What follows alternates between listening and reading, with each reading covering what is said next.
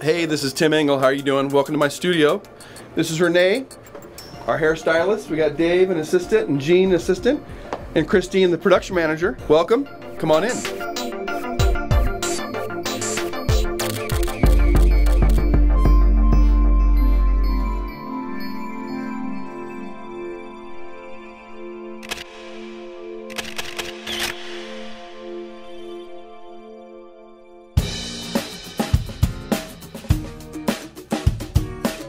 Yeah, but you're the awesome photographer that I want to work with. Well, you just got to tell me.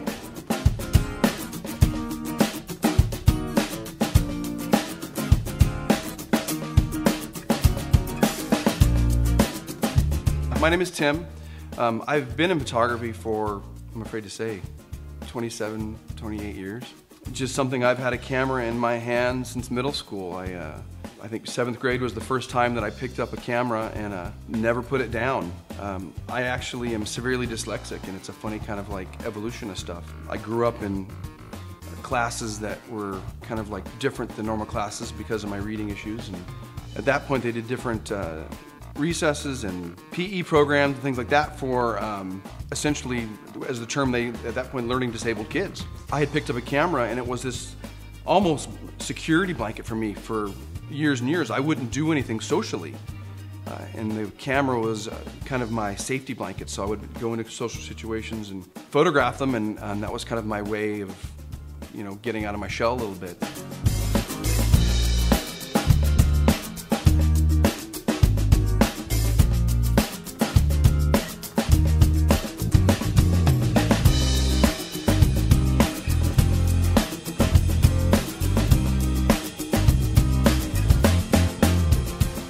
Picked up on sports and played flag football and did different things, and had a fairly good, I guess, response for playing sports, and continued that. I got into high school and followed through with yearbook, and was one of the only freshmen at that time ever allowed on yearbook, for photography. And of course, that was back in the film days. This is like long before digital. So we actually had to shoot film. Ended up playing football, and got my senior year, was recruited to play football at some different colleges, and continued that path. And I went to college and studied art and sports science, and had no idea that the sports background or the sports science background would lend itself so well to photography. I think early on I was fascinated by the tech. I think like every other photographer, the gear for me wasn't the answer. Really learning and exploring the things that I had. And I always felt like if it was about a checkbook in photography, that, you know, whoever had the biggest checkbook would win, that I would lose, because I never was in a position that I had funds to buy everything that I wanted. So I searched out, you know, a lot of alternate light sources, from shop lights to flashlights to mirrors to reflectors to just anything I could get my hands on that would give off light to see what it would do. And I think that's really affected how I've shot and how I've done things, and it's given me a different look that, had I had all the resources in the beginning, I don't think I would have evolved the same way.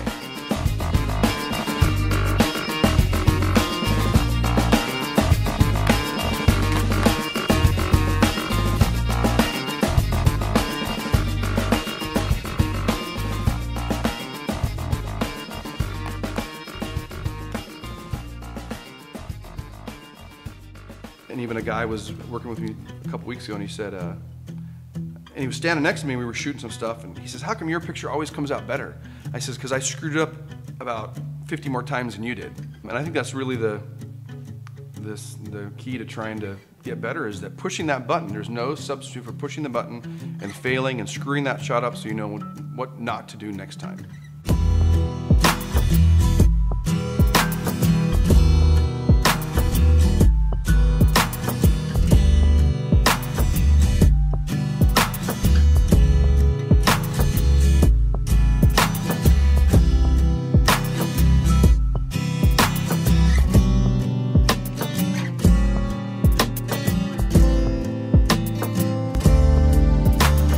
I started with a Nikon EM long ago, a film camera, and progressed through to the point where I had a Nikon F3 HP, which was the film camera. And then my first autofocus was an 8008. First digital camera was a Nikon 5700 point and shoot.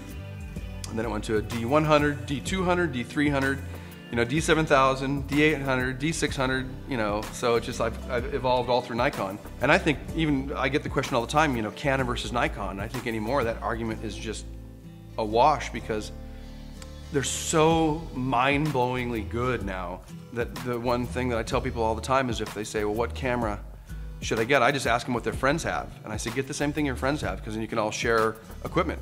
And I think really it's like any device that captures an image is valid. It still has to be a dynamic image. I mean, I can take the most expensive DSLR or I can take a Hasselblad that's a, you know, medium format digital, and if I shoot garbage, then I get garbage. I can take an iPhone, and if I shoot something that's worthy and dynamic and good, then it's good.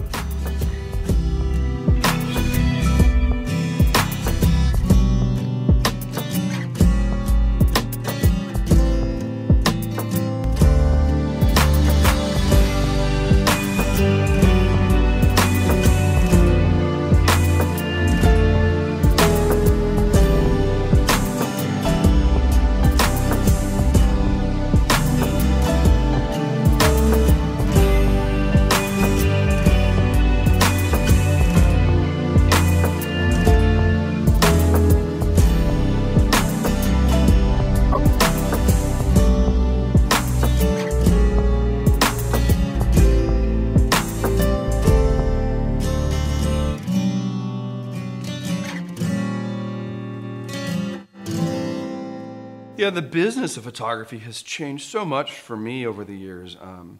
I started and I did weddings. I did medium format weddings for, I'd say, 12 years. I shot a Veronica and I shot medium format film, and it was by myself. And I had a holster of magazines and 220 film, and I would change and shoot. And at that time, I would shoot about 300 images, and that was a lot.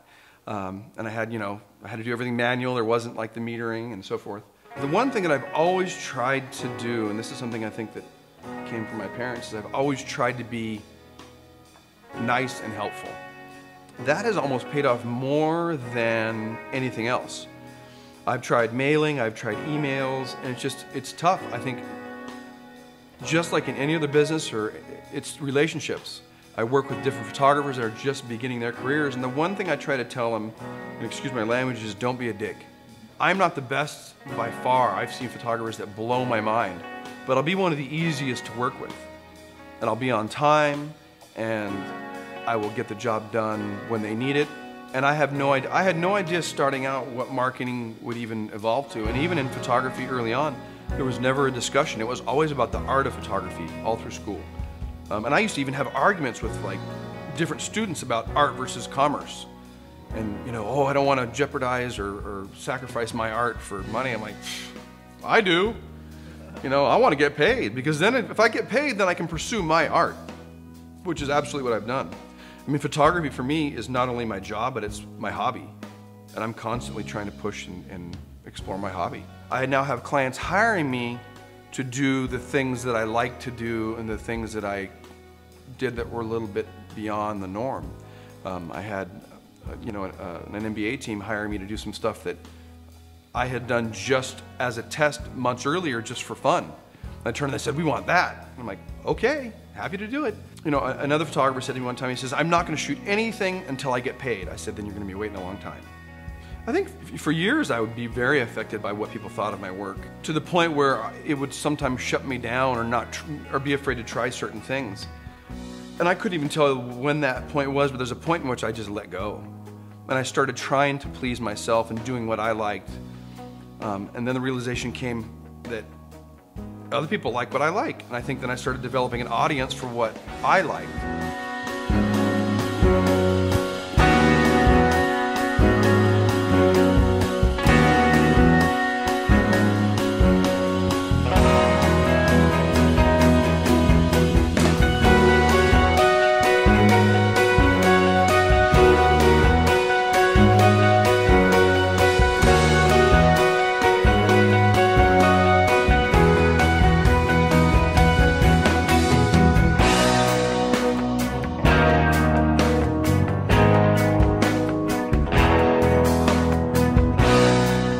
Create and I try things and I do things, and I'm a brutal editor of myself.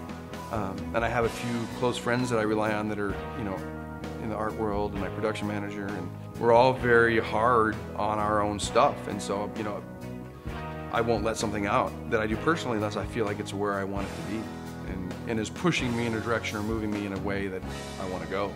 I used to cut out and have my own, you know, binders of magazines that I liked the images from, and things that I wanted to emulate and things that I wanted to try and achieve or get my images to a level that was similar, and dissecting what they do and looking at the lighting and seeing the catch lights and seeing the shadows and all those things. I had another gentleman said to me one time, he said, I don't look at any stuff and I'm my own inspiration. I thought, well, okay. I think it's absolutely okay to take an image and say, I want to replicate something similar to that, but then adding your own twist to it. You have to have inspirations. I mean, there's inspiration all around us in images, and I think that's a great force to help drive you. Describing my own style, I almost feel like this photography ninja where I have to kind of adapt and morph to whatever the client wants and needs.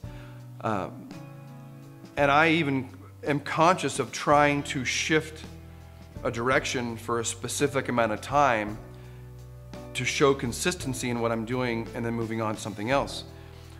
Long ago, I think it was a teacher that told me that if you do a great shot that's a technical shot and you do one of them, it's considered lucky.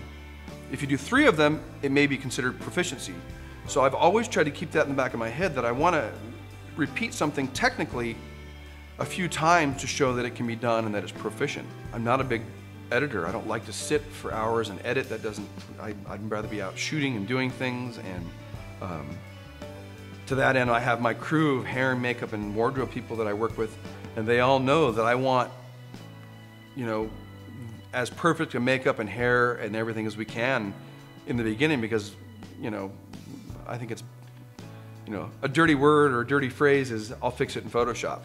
I'd rather get it right in camera as close as I can, because then I don't have to spend as much time there. I make money from pushing the button, not from moving a mouse. It may, I think just my desire not to edit, probably for sure, is from a background of shooting film. I mean, I think I'm pretty close to now to shooting digital as long as I've shot film. I think we're about equal with my time on each format. And I think that's really where my desire to try and get it right in camera comes from, is still shooting film. The makeup artist and the hairstylist and the crew that work with me have actually thanked me, because the one good thing now is that they translate really well to video. Photography, and I've had opportunities to do other careers and other things in life, and photography is the one thing that has allowed me to be with my kids, do their activities, from sports to, you know, going on field trips to being active in their school, where I don't think that any other career would have allowed me to do that. I didn't get in photography to be rich, let's put it that way. But I did get in it to have the time and the availability for my kids that I wanted. You know, so with 4 kids, you know, that's a fair amount of time. I think advice for other photographers is what I touched on earlier. First off, don't be a dick.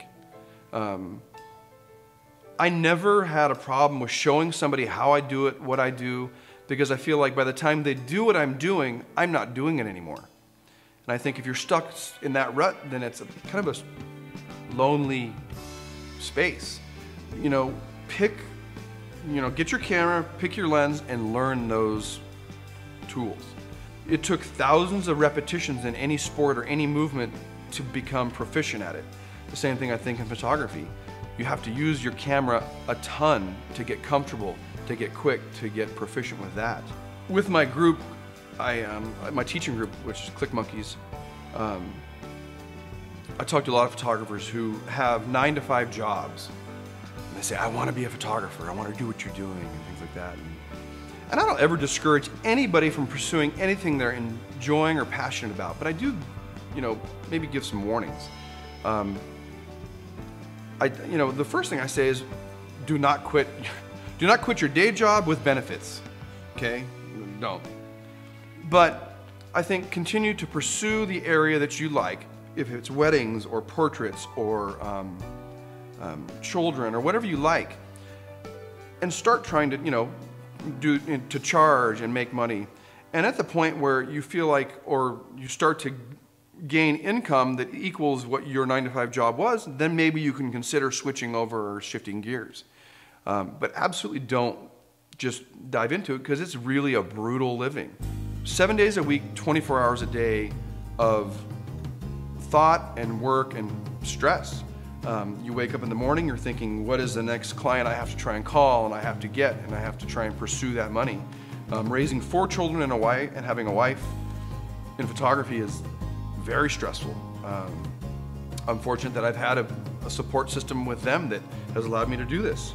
You know, when you're your own boss and this is what you do, it's definitely brutal and hard and a tough life. Is it rewarding? Absolutely. Could I think of sitting at a desk? Not a chance. I don't think that would happen now. I don't know what I would do. So this is my friend Renee, Mr. Hairstylist Extraordinaire. This is his little station. So he does some amazing work. Actually, I think that middle picture up there is his work on hair. And of course, that's actually Christine, our production manager. She also is an accomplished model as well. So let's go into the main studio. This is our shooting space. It's not like a typical kind of studio and, you know, portrait studio where we have trees and pictures and things like that. It's kind of an industrial space, and we build and change and kind of morph the studio for whatever the job requires and what we need. You know, looking at some of these things, I think about too the power of play.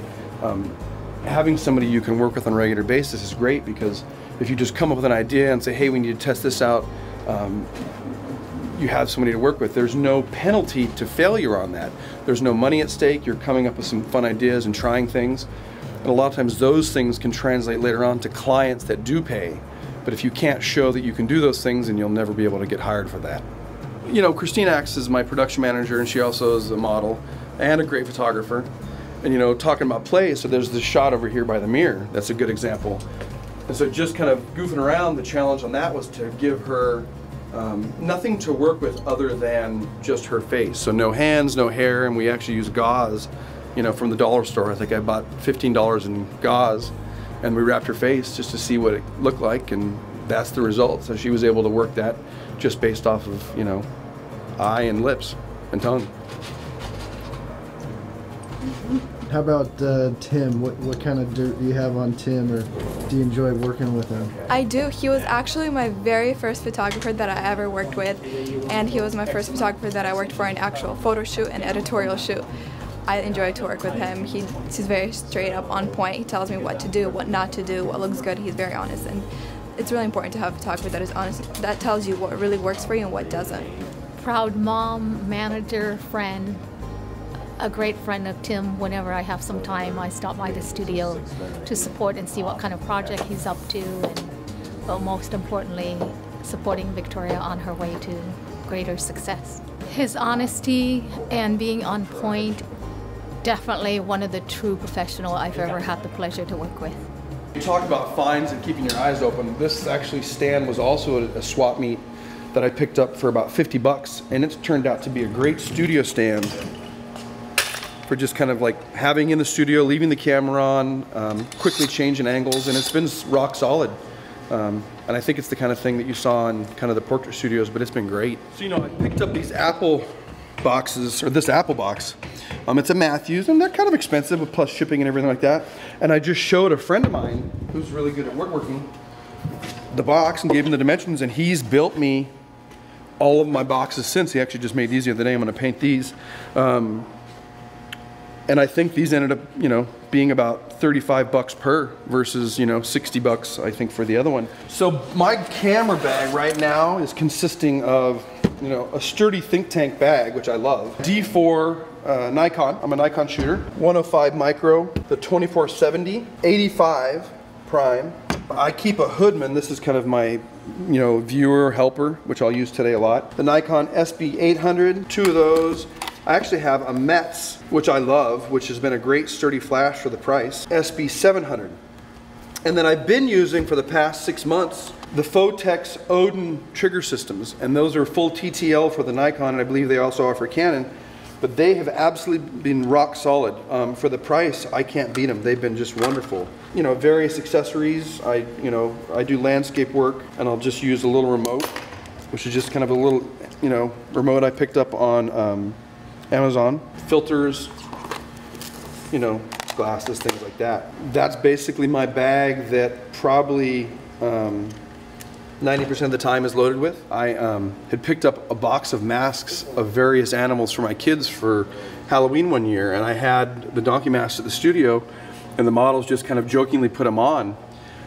And I am amazed that over the years that models have actually asked for and talked about, and I've had magazines that have published it, and even galleries that have asked for images with that mask. And so I have a series of donkey masks and just laugh at how it came about. You know, one of the pieces that I get a lot of discussion from is the body painting stuff. This is actually paint on skin. So I've got a few artists that I've worked with over the years that have been able to do this. This one in particular is by a guy by the name of Roz. So this image actually is shot with all shop lights. So you can see the catch lights in the eyes. So there are 5 shop lights on this. There's 2 in the front, 2 in the back, and you can see the edge lights on this. And there's actually 1 on a C-stand over the head to try and illuminate the top of the hair. Nice. Makeup artist should be here in a second. You like it? Yeah.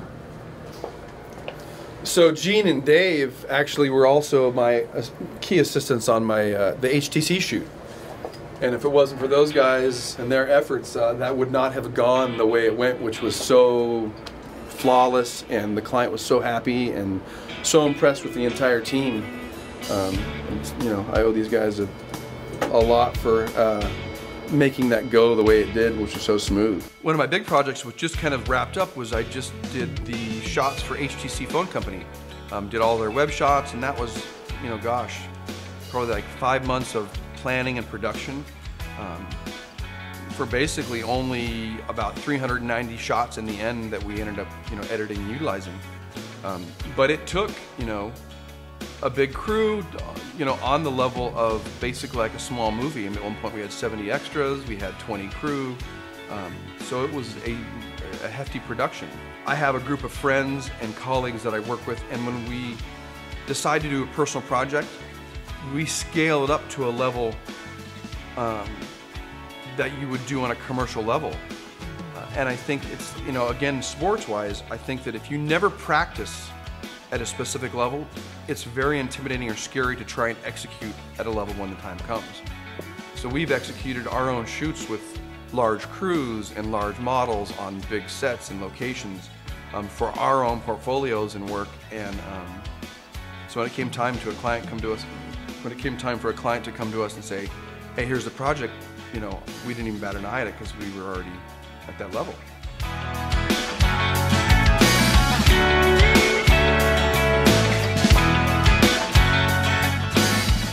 You look at 4 kids and you get very motivated very rapidly, you know, in their needs and their wants, and trying to provide something for them that's better than obviously what you had. And that's really, I think, the motivation. The rewards are massive for me. It's like, you know, the ability to go on their field trips and see them grow up and document their growing up is a massive reward. My wife and I made a commitment early on that we would first and foremost always be there and do things with the kids.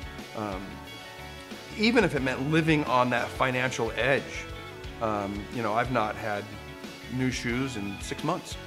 The state of the industry is really a funny thing, I think, because so many times I get people that are like, oh my God, you know, how do you do it? You know, don't get into photography. It's so brutal. There's so many photographers out there. And I almost feel like there's a point in which I kind of started just not listening to critics or things or naysayers. Because the same can be said for, there's a ton of chefs out there, there's a ton of this. I think it's healthier commercially than it's been in years. If I were making a living at weddings, I think that would be a little harder, because that's absolutely a place where I think the client isn't perceiving the value in what they're paying. They're driven by the dollar versus the quality of that stuff. So I think in the wedding world, it's a little bit different. In the commercial world, I think there's so many things that I've developed and skill sets that I've accumulated over the years that I don't worry as much in this world as I do, I think, the wedding world. That doesn't mean tomorrow I'm not going to wake up and freak out with not having something on the calendar.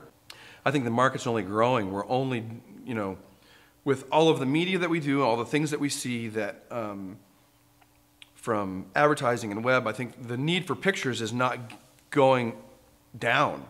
If anything, we're a more voracious viewer than we ever were. And even the quality is starting to kind of like swing back a little bit. I for a long time, it was like, I think people were just okay with certain shots and having an iPhone shot or something like that, and we're starting to see a swing where adding production into an image has value. And even the digital editing world, I think for a long time people would do a lot of post-production and stuff, and I think I'm seeing a swing now to back to where we're like trying to get it again in camera reel and how it was, and you know, get it in camera first. I get a ton of questions all the time about posing models and posing people. First, my background, I think, in anatomy and physiology was a huge help. Second, I'm never afraid to go and try and do something that I'm going to ask somebody else to do. So I'll sit in that chair and I'll kind of try to figure out that light and feel that angle, so that when that person either comes on set or is there, I can say, hey, try this. I may look really goofy doing it, but I'm okay with that because that's just what needs to be done to show them. I would shoot a model and I would think, they're a model, they know what to do. And she's sitting there on the other side saying, he's a photographer, he knows what I should do. And so we were at this impasse where we all just went, click, that's good. Out of pure frustration, I started becoming very, very verbal on what I wanted and how I wanted it. And I think that's been a huge benefit. So I'm very, very specific about what to do, how to do it, where to move, all those kind of things. And I think even from a style standpoint, some of that translates into my style because I get the dynamic poses that I want, I get the things that I want out of the image because I'm telling them. Gene's gonna bring the light back in on you. It's kind of right here, center.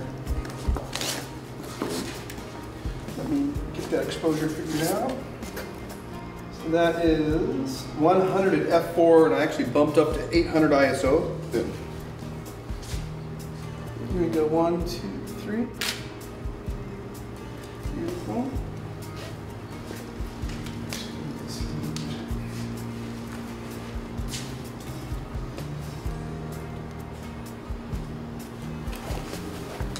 Kind of play to that light a little bit towards Gene. Rotate this way. And your body's fine there, but like, there you go. Good. Pull it, Renee. Give me clear that one here. 1, 2, 3.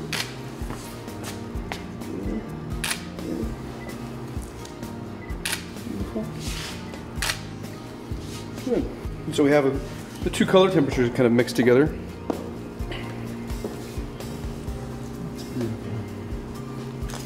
Kind of looking kind of almost just relaxed, but soft, right about mid right here.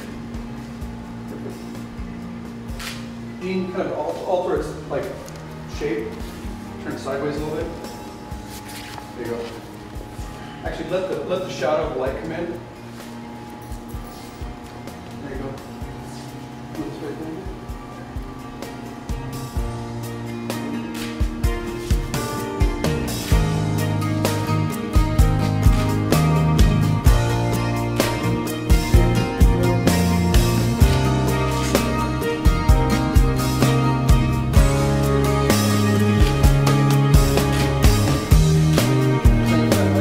Plays out.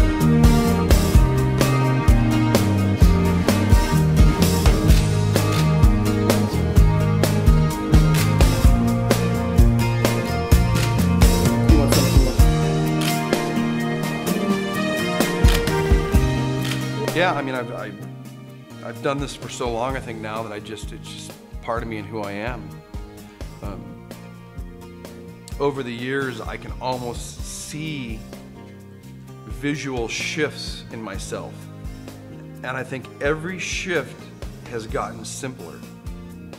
There were times where I would be shooting and I would have, 4 or 5 lights set up,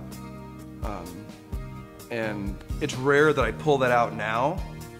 In a lot of cases, I'll use one light, and I even had an instructor years ago. She said, "The point in which your light gets good is when it's not evident." And so that's something I've always tried to achieve in photography, and when I light things is to make it not that it's like, oh, I see that light, to almost make the light invisible, so it's just about the image. For the most part, I use only, you know, lights that were easily accessible and probably about under $250 in lights for the most part. I'm not afraid at all to use different color temperatures. You can adjust some of those after the fact easily and quickly. You know, and it just, you know, I guess of all things, it takes a great team to do what we do, and I'm really fortunate to have them around me. So, happy clicking. Round of applause. Yeah. I'm Tim Engle, commercial photographer, and I've just been framed. So after a shoot, how do you guys celebrate? Get ready for the next one.